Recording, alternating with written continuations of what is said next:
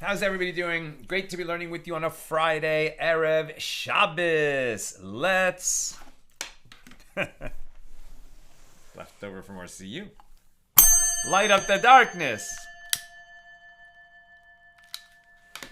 I apologize. I was just a few minutes late getting on the air. Just hold on. There we go. Just getting everything up and running, teaching the class, and releasing the movie. Lots going on with Guns N' Moses. Be some announcements soon, but we are looking at probably end of April is going to be the theatrical release, and a lot of activity leading up to that. We're setting all that now. All right, who's in the house? Bill in Mid-Missouri, Yosef in Englewood, New Jersey, Joe in the Inland Empire, Lorraine in Texas, Gordo in Scotland, Yosef in Sierra Nevada, excited about a new track date, Bella in Florida, Guy in Ohio, Dustin in Florida. That's a new name. Welcome, Dustin. Ella in Southern California, Marjorie in Georgia. Yes, a new track date Sanhedrin. And if you were going to pick only one track date in the Talmud to study, this might well be it. You know, Brachas is also pretty amazing, the one we start with. But Sanhedrin has just got so much fascinating material in it. We're starting with a court, right? So a lot of what we're going to be talking about, eventually capital cases, death penalty, lashes, compulsion, but we're going to start by how do we characterize a court? How many judges are necessary for different kinds of cases? Eventually we'll talk about how do those judges ascend to the bench, and what kinds of laws of procedural laws, which so often are not technical at all, but have tremendous impact on the outcome of a case, whether it's a criminal matter or a civil matter. Okay, let's get into it. Chapter 1, Tractate Sanhedrin, the 24th volume of the Talmud. Like every tractate in the Talmud, it begins on page 2. There never is a page 1 in a volume of the Talmud. Mishna number 1 of chapter 1. Cases concerning monetary law are adjudicated by 3 judges. Right? So the standard setup for a beis din, right? For a beis din, a house of judgment, a court, a rabbinical court, is 3 judges. That's the default number. And yet we're going to carefully note how many different kinds of cases go with that default number. So cases concerning monetary law, which is to say that somebody is suing somebody else, for a contract dispute, possibly for damages. Cases concerning monetary law are adjudicated by 3 judges. Cases concerning robbery and personal injury are adjudicated by 3 judges. Cases concerning damage that one is responsible for because he or his property caused the damage are adjudicated by 3 judges as well. Likewise, cases concerning payment for half the damage, which is paid in the event that an ox whose owner has not been warned that this ox gored, and this has not happened more than 2 times in the past, so it's only half the damages he's liable for, and cases concerning payment of double the principal, which we've seen before comes up when a thief was caught stealing and he has to pay back twice as much as he stole. And cases concerning payment of 4 or 5 times the principal. This would be a thief who stole an ox and then slaughtered or sold it. He's going to pay 5 times the damage. Or if it was a lamb, 4 times the damage. And these cases are adjudicated by a court of 3 judges. Cases concerning one who rapes or one who seduces a virgin girl and must therefore pay the girl's father 50 silver shekels, according to Deuteronomy 22:29 and Exodus 22:15. And cases concerning a defamer who falsely asserts that his wife was not a virgin when she married him, and he brings false witnesses who testify that she committed adultery while betrothed to him, and who must therefore pay the girl's father 100 silver shekels, as well as receive lashes. All of these are adjudicated by 3 judges. This is the statement of Rabbi Meir, meaning it's a minority opinion.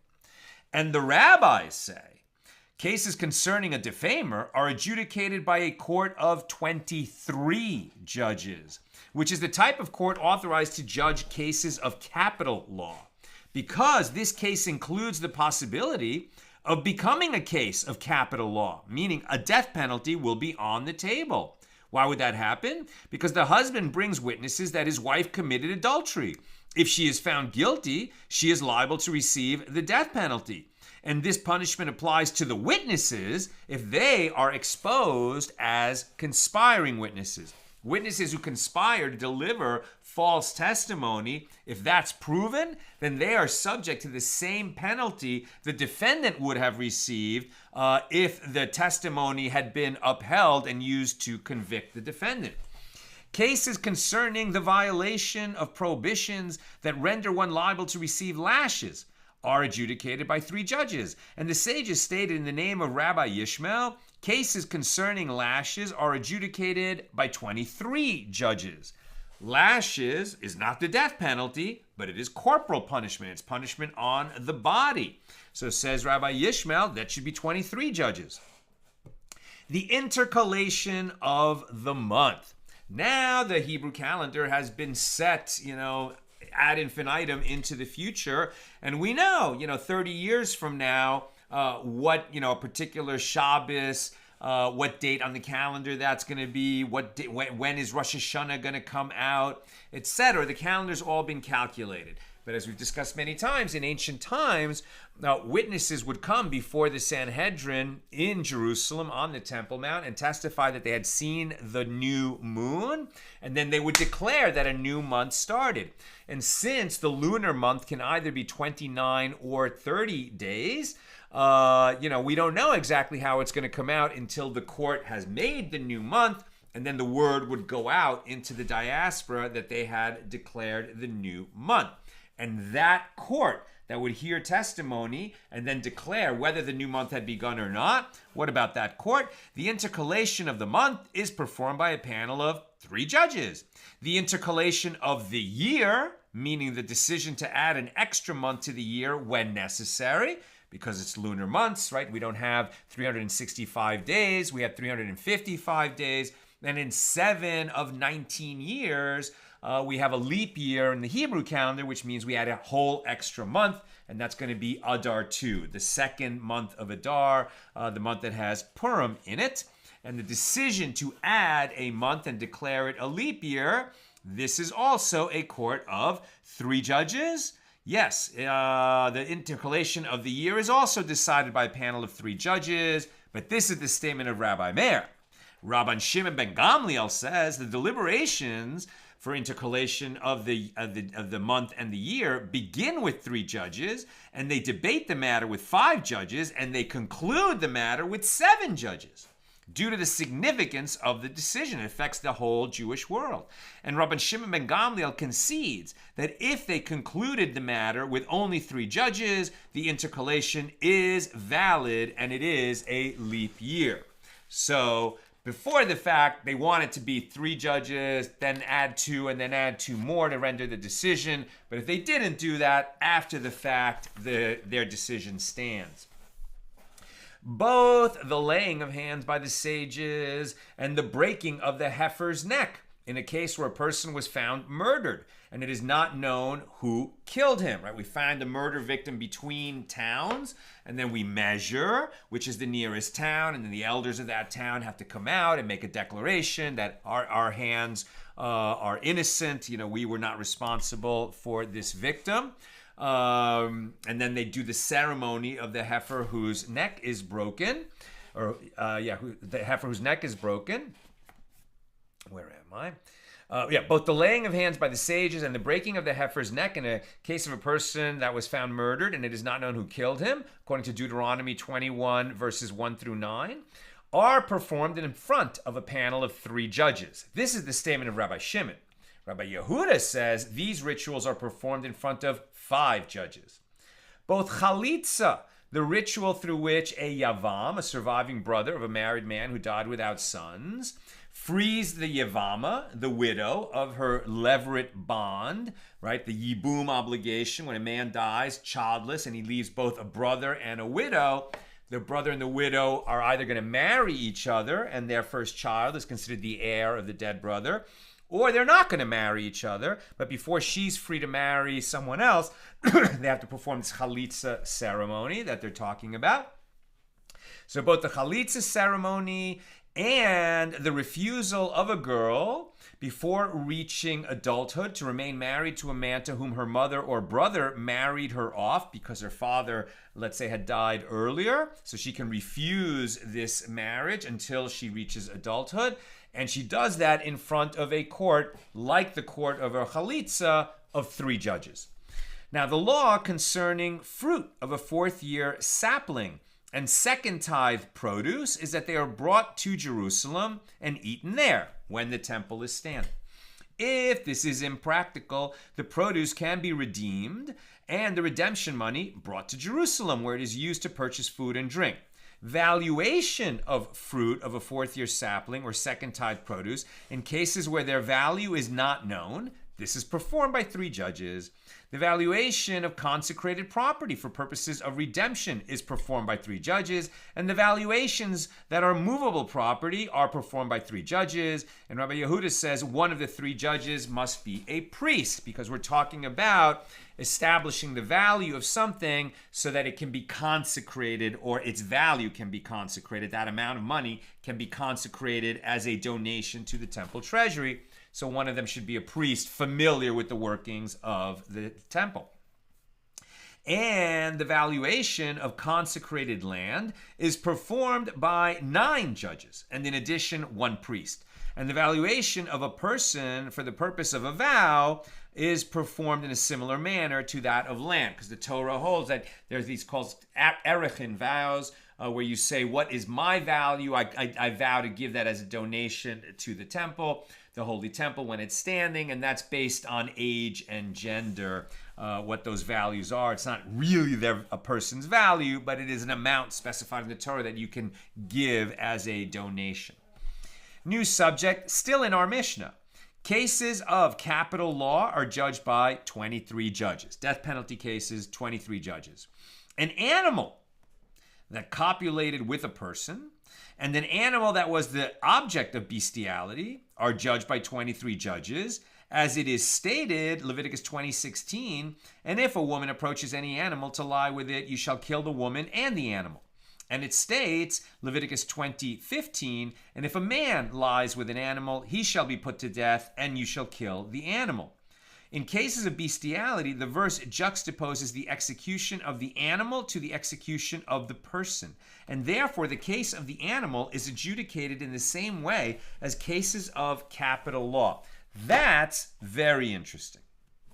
The idea that if a court is going to sentence an animal to be executed, which can happen because it was involved in this weird sexual thing, or a goring ox that killed a person. So then the animal is going to be executed. But there's going to be a trial about that. And even though it's not a human, it's an animal, right, that is sort of on trial in a capital case. We take that very seriously, even to the point that the animal is going to have a court of 23. Unbelievable. Similarly, an ox that is to be stoned because it killed a person is judged by 23 judges, as it is stated. But if the ox was wont to gore in time past, and warning has been given to its owner, but he did not guard it, and it kills a man or a woman, the ox shall be stoned, and also its owner shall be put to death. Exodus 21:29. And from this verse, it is derived that just as the manner of the death of the owner, so is the manner of the death of the ox. You need a court of 23 to pass a death sentence on a human, and you need a court of 23 to pass a death sentence on an ox. Now, the same law applies in the case of a wolf or a lion, a bear or a leopard or a cheetah or a snake that killed a person. Their death is decreed by 23 judges. Rabbi Eliezer says these dangerous animals do not need to be brought to court. They don't even have to have a trial. Rather, anyone who kills them first merits the performance of a mitzvah.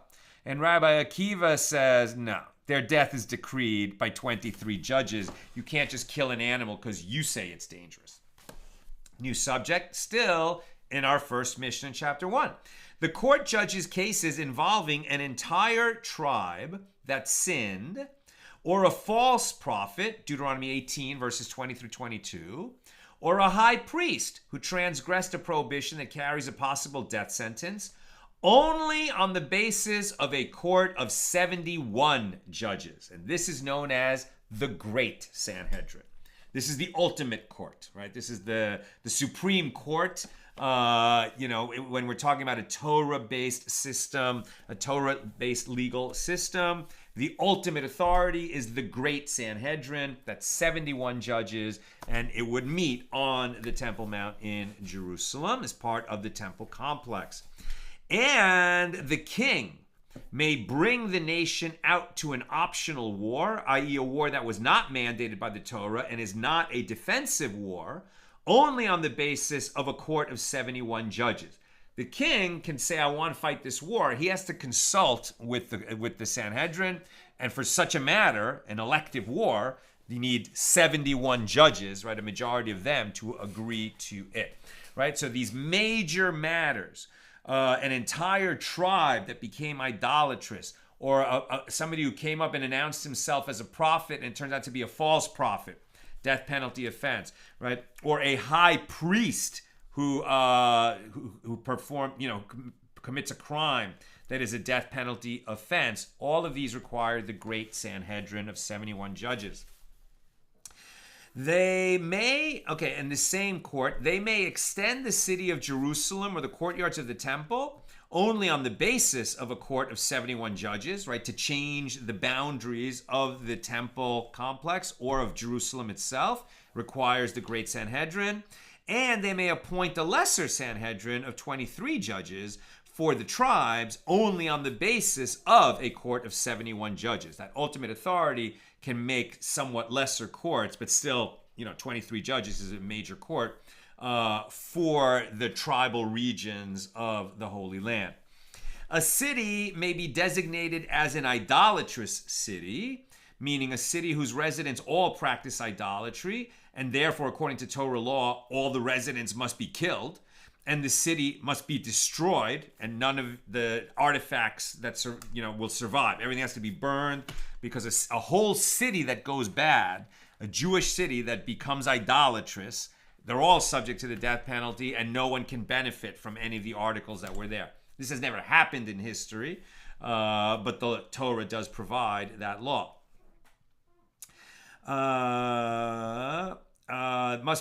So a city may be designated an idolatrous city only in accordance with the ruling of a court of 71 judges. No surprise there.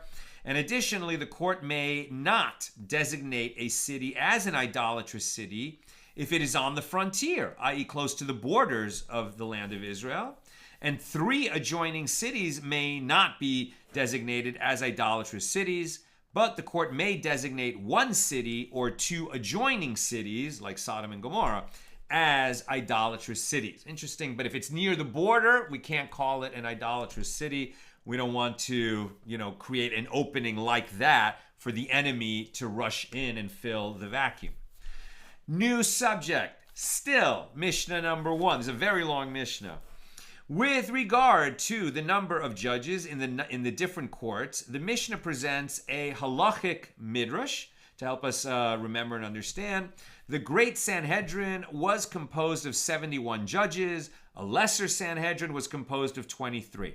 From where is it derived that the Great Sanhedrin was composed of 71 judges? As it is stated, gather me 70 men of the elders of Israel, whom you know to be the elders of the people and officers over them, and bring them into the tent of meeting, and they shall stand there with you. That's Numbers 11:16. This is when Moses was just going nuts. I mean, having to be the only judge for 2 million people in the wilderness.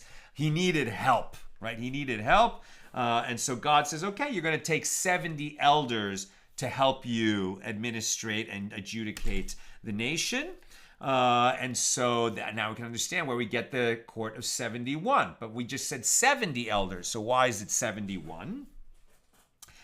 And the 70 elders, together with Moses at the head of this body, then there's a total of 71. And that's why the Great Sanhedrin has 71 judges. Rabbi Yehuda says Moses was indeed at the head of the body, but he is not counted as part of the group. Consequently, a future Great Sanhedrin modeled after these elders is to be composed of 70 judges. And from where is it derived that a lesser Sanhedrin is composed of 23 judges? Right? Great Sanhedrin 71, lesser Sanhedrin 23. How do we know this? As it is stated, and the congregate, this is now from Numbers 35, verses 24 and 25. And the congregation shall judge between the assailant and the avenger, and the congregation shall save the manslayer from the hands of the avenger. This is somebody who committed a negligent killing. It wasn't pure accident. There was some aspect of negligence. It definitely wasn't a purposeful murder. This is the case of the manslaughterer. He is the one who can flee to the Ir Miklat, the city of refuge, one of the Levitical cities, where if he makes it to that city, he's safe, but he's going to be exiled there for as long as until the current Kohen Gadol, the high priest, dies.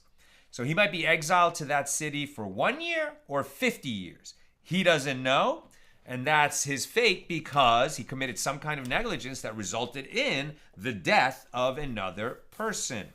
But when somebody is in that situation, so first of all, he seems like a manslaughterer, so he has to rush to the city of refuge, and gets there and he's safe. On the road to the city of refuge, he can be killed by the avenger of blood. The avenger of blood is a close relative of the one who died in that negligent killing. So the avenger of blood, it's not that he has this license to perform a vigilante execution. But I think, when the law was given, that was the nature of the world, that if you killed somebody, their relatives are going to come after you. Here comes the Torah and says, well, there may be an avenger of blood, but the avenger of blood has no power once the manslayer or manslaughterer reaches the city of refuge. However, once he gets to the city of refuge, now they start making arrangements, and he's going to still have to have a trial. Now, at that, we know that somebody died, and we know that this guy bears or may bear some level of responsibility, right? The manslaughterer. At that trial, it will be determined, there's 3 outcomes. Either it really was manslaughter, right? It was some kind of negligent homicide, and so he's going to be exiled in the city of refuge. Or maybe it was just an accident. He wasn't negligent. It really wasn't his fault, in which case he can go back to his home and the avenger of blood has no rights against him. Or we might say, no, that wasn't just negligence. That was guilt. He's a murderer and he's going to be subject to the death penalty. So that's 3 outcomes of that trial. So that trial is what we're talking about now. Where am I? Right? And so that law, when it talks about the congregation shall judge between the assailant and the avenger, and the congregation shall save the manslayer from the hands of the avenger if he's deemed negligent, and then he can go to the city of refuge. Therefore, there must be a congregation, an Eidah, which consists of at least 10 judges. So that a congregation in Eidah is called 10, right? That's the same source as a minyan is 10, quorum for prayer. Congregation consists of at least 10 judges that judges the accused and attempts to convict him. And there must be a congregation also consisting of at least 10 judges which attempts to save the accused by finding him innocent. Right? So in the deliberations of these judges, we're going to have at least a congregation versus a congregation making the arguments, 10 versus 10. So that's 20 judges. And together there are 20 judges here. Now, before proceeding to derive the requirement for the final 3 judges, the Mishnah clarifies, and from where is it derived that a congregation consists of at least 10 men? Well, this is as it is stated concerning the spies, right, that Moses sent ahead to see the land, which included Joshua and Caleb and the leaders of 10 other tribes, who all brought back this evil report. The land is beautiful, it's amazing, but it's inhabited by giants. They're going to crush us. The people panicked. Terrible day. And then we end up spending 38 more years in the wilderness because God is so frustrated with a bunch of people that can become panicky so easily, even though they have God feeding them manna every day, a spring of water, keeping the sun off them, who unleashed the plagues on the Egyptians and drowned Pharaoh's army in the Red Sea. Why would you panic when God is obviously taking care of you? But in that incident of the spies, we learn that a congregation is at least 10. And from where is it derived that a congregation consists of at least 10 men? As it is stated concerning the spies, how long shall I bear with this evil congregation that keep complaining about me? Says God in Numbers 14:27. There were 12 spies, excluding Joshua and Caleb, who did not complain. There would be 10 men who are called a congregation. So accordingly, the verses describing a congregation that attempts to convict the accused and a congregation that attempts to acquit him together add up to 20 judges, 10 versus 10. And from where is it derived to bring 3 more judges to the court? From the implication of that which is stated. You shall not follow a multitude to convict. Shene'emar, as it is said, lo tiyeh, it shall not be, acharei rabim leraos.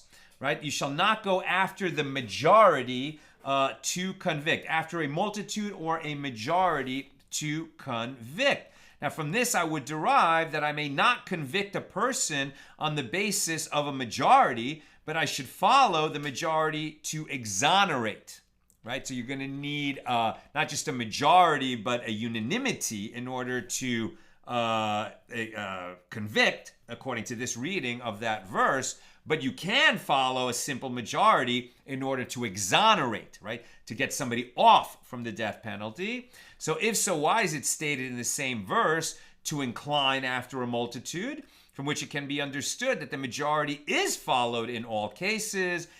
In order to resolve the apparent contradiction, it must be explained like this.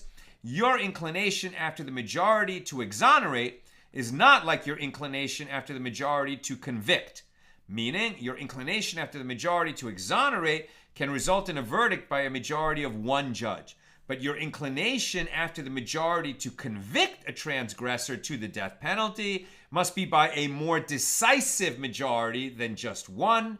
You have to have at least 2. And therefore, the court must have at least 22 judges, so that you would need to have at least a verdict of 12 versus 10 to convict. And since there is a principle that a court may not be composed of an even number of judges, as such a court may be unable to reach a decision, therefore they add 1 more, and that's how we get that a lesser Sanhedrin has 23 judges.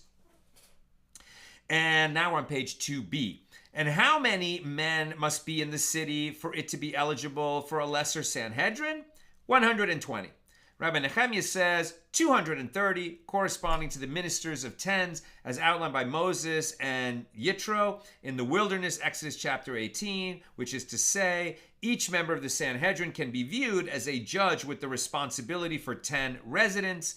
If there are not enough men in the city to enable this calculation, it would not be honorable to appoint a Sanhedrin, as their members will each preside over less than the minimum of 10 residents.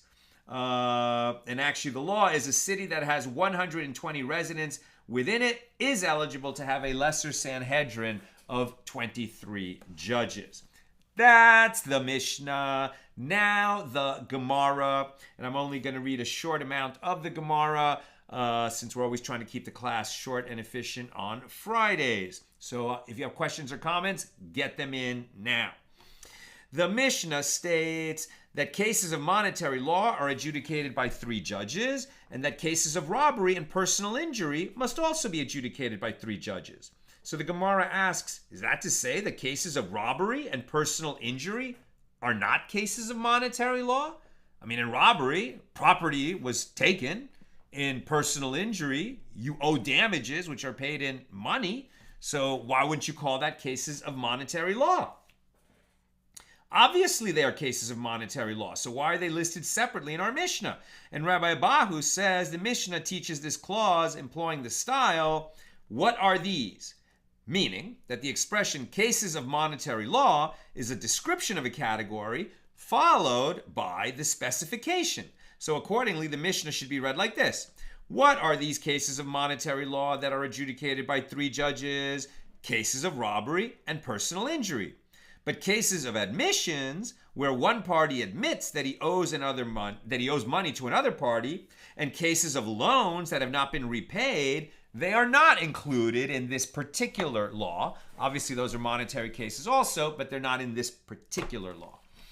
And this specification is necessary, as had the Tana of our Mishnah taught only that cases of monetary law are adjudicated by 3 judges, I would say that this applies even to cases of admissions and loans. Therefore, to avoid this misunderstanding, he taught cases of robbery and personal injury in order to clarify that only they are included in this law. And had he taught only cases of robbery and personal injury and had not taught cases of monetary law, I would say that the same is true even with regard to admissions and loans, that they are adjudicated in the same manner. And I would understand this fact that the Mishnah teaches specifically the cases of robbery and personal injury by saying that these are mere examples, and that the Mishnah mentions them because in the primary cases in which the requirement for 3 judges is written in the Torah, it is written with regard to cases of robbery and personal injury. And finally, the Gemara explains, with regard to cases of robbery, as it is written with regard to a Baili who accepted a deposit from another, and then he claims that it was stolen, the Torah says in Exodus 22:7, the owner of the house shall come near the court, meaning near the judge or the judges, to see whether he has not put his hand upon his neighbor's property. Right? A Bailey who was entrusted to care for something, and then he claims it was stolen when in fact he took it for himself, is going to be punished as if he stole it himself. And with regard to cases of personal injury, they are adjudicated in the same manner as cases of robbery. Because what difference is there to me if another injured one's body, and what difference is there to me if another injured one's property? Therefore, in order to clarify that the law applies only to cases of robbery and injury, the Tana of our Mishnah taught, what are these cases of monetary law? Cases of robbery and personal injury. But this law does not apply with regard to cases of admissions to partial debt and loans that have not been repaid. How are we going to handle those kinds of cases? Tune in tomorrow night when Shabbos ends in LA. And I think last week I got on the air, actually earlier, right? I think I got on by like 6:30, 6:45. So I should still be able to get on before 7 p.m. tomorrow night when Shabbos ends in LA. Okay, let me take some comments and questions on Sanhedrin number 2 as we open up the first page of the 24th volume of the Talmud.